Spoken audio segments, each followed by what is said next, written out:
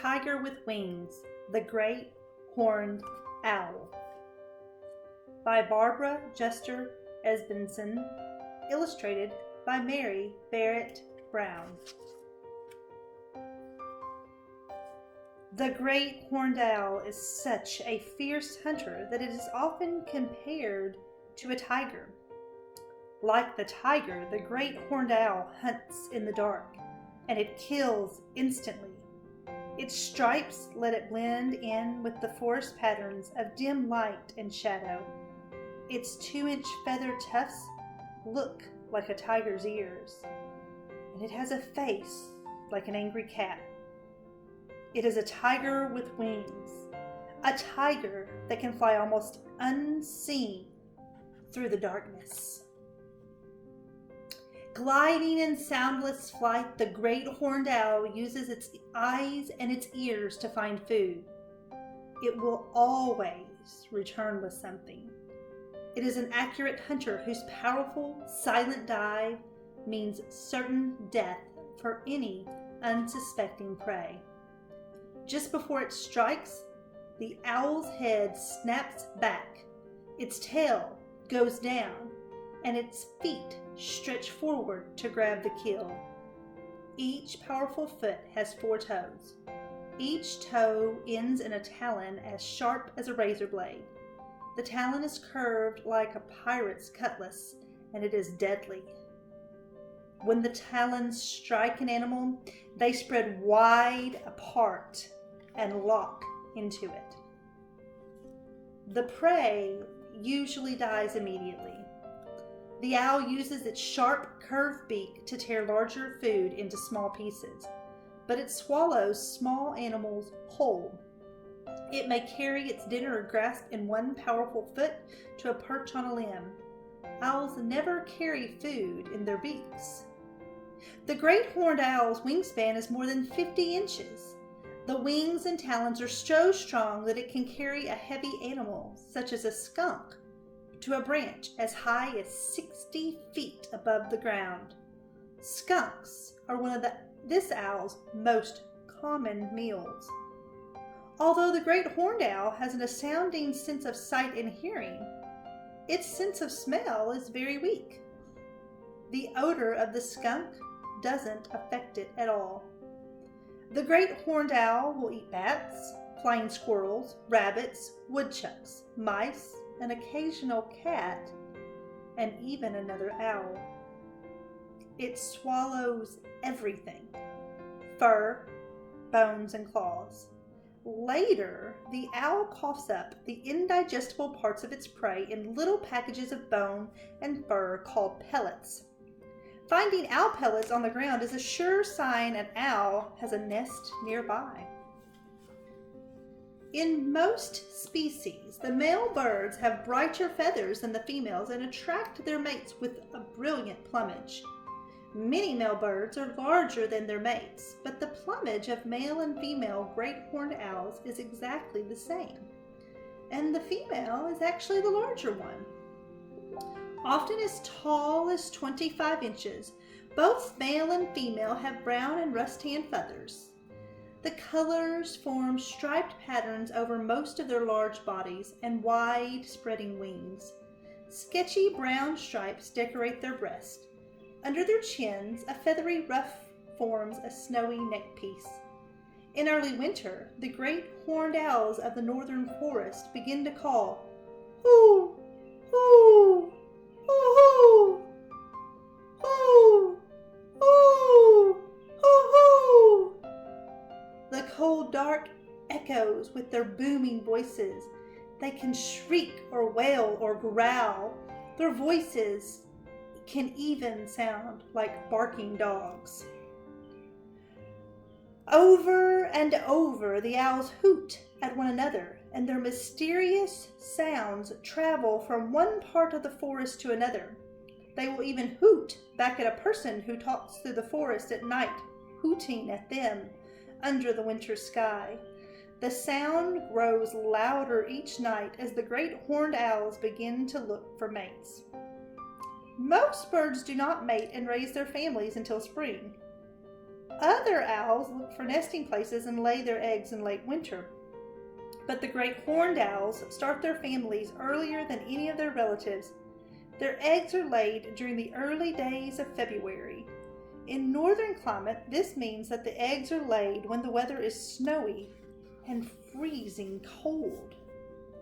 When an owl finds a mate, he fluffs his feathers, spreads his wings, and bobs up and down on a branch in front of her.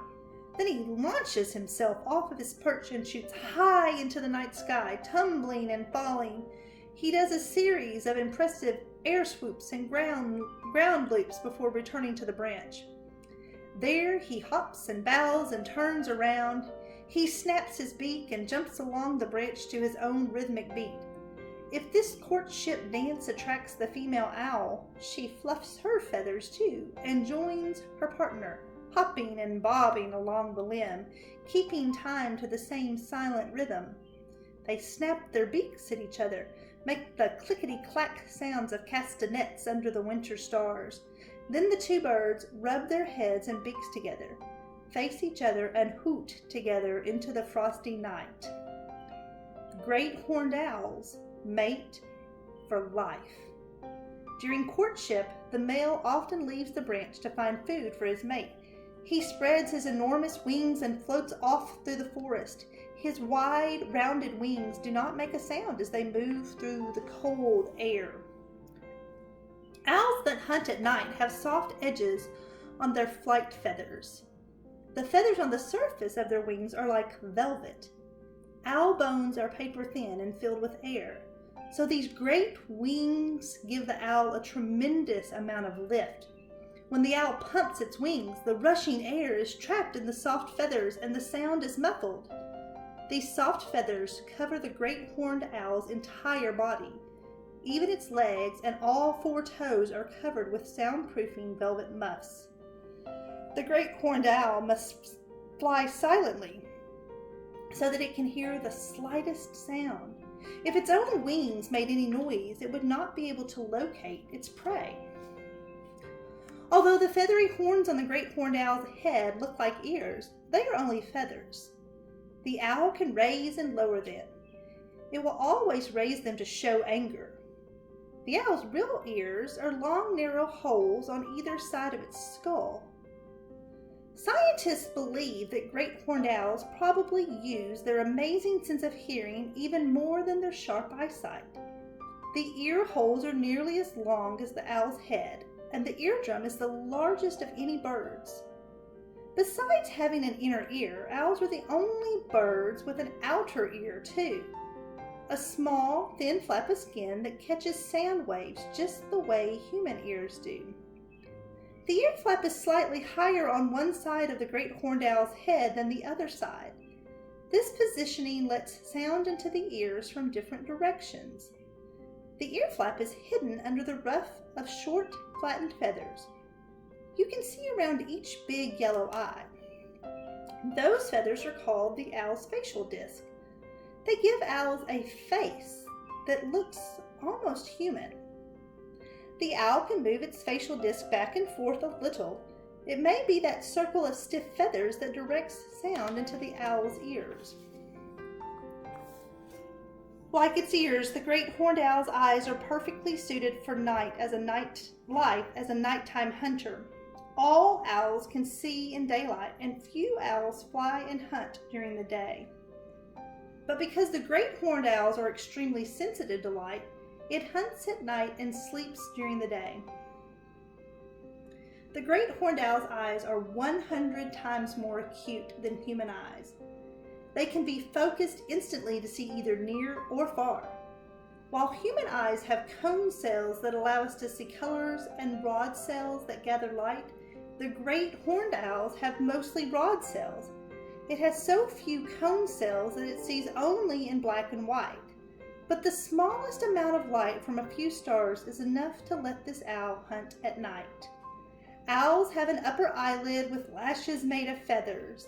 The owl can blink its eyes like a person can. No other bird has an upper eyelid. But all birds raise a bottom eyelid when they sleep. And great horned owls have this lid too.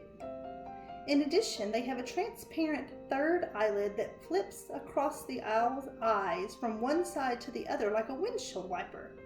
It acts as a safety covering when the owl is flying or when the light is suddenly too strong. Like the eyes in a human face, both the owl's eyes face forward, so that owls, like humans, have binocular vision. This means that owls see things as rounded shapes, not flat, and lets them judge distance very accurately. An owl's eyes are nearly the same size as a human, but its head is much smaller, so the eyes seem enormous. For hundreds of years, owls were thought to be particularly wise. Their staring, human appearance and nocturnal habits made people think they knew mysterious and important things. Actually, ravens, geese, and crows are much smarter than owls. The owl's brain is smaller than those two eyes together. The owl's big eyes don't move from side to side the way human eyes do. To see something to the right or left, an owl must turn its head. People have 7 neck bones, so a person can look no further than over each shoulder.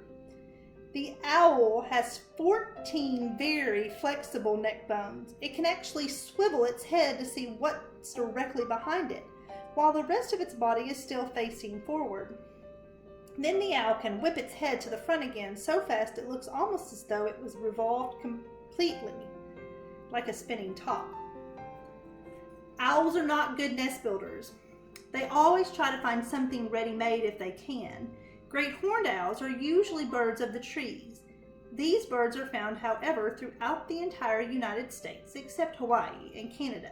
So if they live in a treeless place, they will put together a straggly nest on the edge of a cliff or on a pile of rocks above the desert floor. In the northern woods, the great horned owls often add some feathers, leaves, and sticks to a hole in a hollow tree.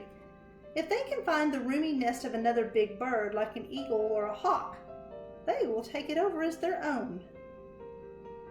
Since it is wintertime, the builder of the nest has usually left for warmer climates. But if the builder returns, the great horned owl puffs up its feathers until it seems to be twice its normal size while hissing and snapping its dangerous beak. Even eagles have been known to retreat after trying to reclaim a nest from a great horned owl. Egg laying begins while snow is still falling. Ice is still in the lakes and the air is freezing cold. The mother owl pulls her softest feathers from the underside of her body and lines the nest with them. The part of her body where she has removed those feathers is called her brood patch. Then she lays 2 or sometimes 3 round white eggs the size of jumbo chicken eggs with a rough shell. The mother owl lays them 2 or 3 days apart. Her brood patch is very warm and she keeps all the eggs safe under her body so that they will be able to hatch. Her mate brings her food so that she does not have to leave the nest or expose the eggs to the cold. Sitting there unmoving on the nest for 4 weeks in the falling snow, she may sometimes look like a big white statue of an owl. The first laid egg begins to hatch sometime during the 4th week. The other eggs hatch 3 or 4 days apart, so there are owlets of different ages and sizes in the nest at the same time. They are covered with tiny soft white feathers called down. This downy coat helps them stay warm, snuggled beneath the big wings and brood patch of their mother. Baby owls are about the size of baby chicks, but they are not able to take care of themselves the way baby chicks or ducklings can. A baby chick can run about and scratch for food soon after hatching from an egg, and the baby ducklings can swim soon after they hatch. But owlets are helpless. They can't stand up. Their big heads wobble on skinny necks, and their eyes do not open until they are 10 days old. Even after their eyes are open, the owlets stay under their parents' wings for a month. Great horned owls are always dangerous birds, but with babies in the nest, they are at their most ferocious. They will attack anything that comes near, clawing with sharp talons and deadly beak. Most animals and other large birds stay away from the nest of a great horned owl at nightfall. First one, and then the other parent sails out in search of food for the babies. They may each make as many as a dozen trips back and forth with food for the ravenous owlets. The young owls stay in the nest until they are 5 weeks old, and they don't try to fly until they are 10 weeks old.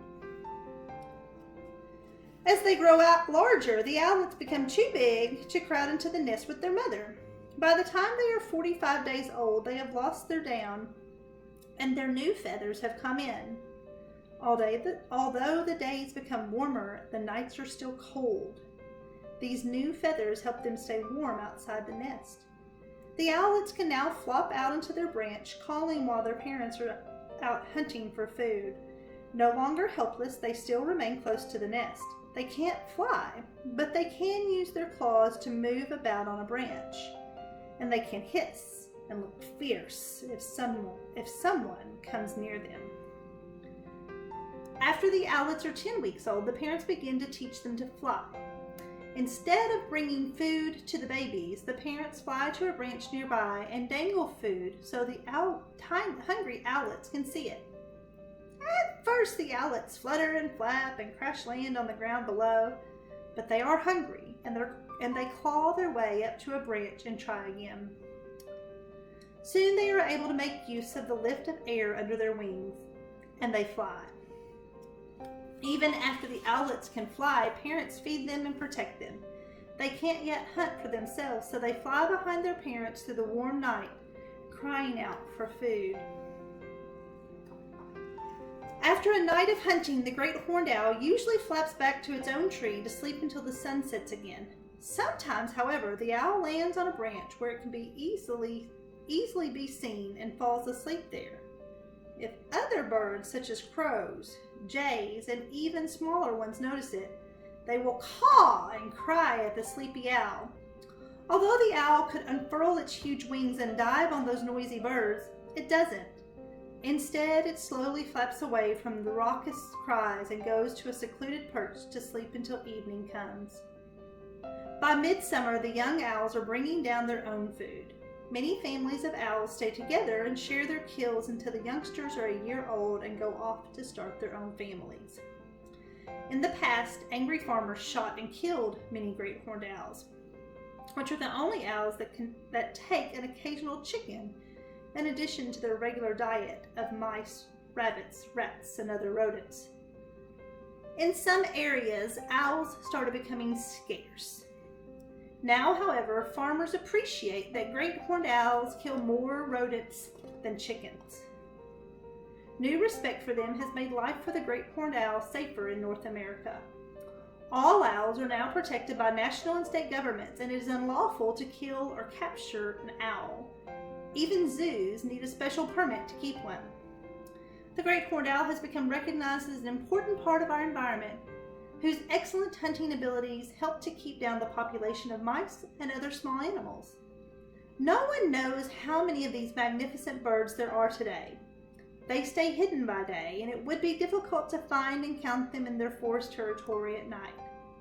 But naturalists think the great horned owl exists in enough numbers to ensure their survival for years and years to come. 36 million years ago, great horned owls flew through the dark skies of our world. Fossil remains show that they have changed very little since then.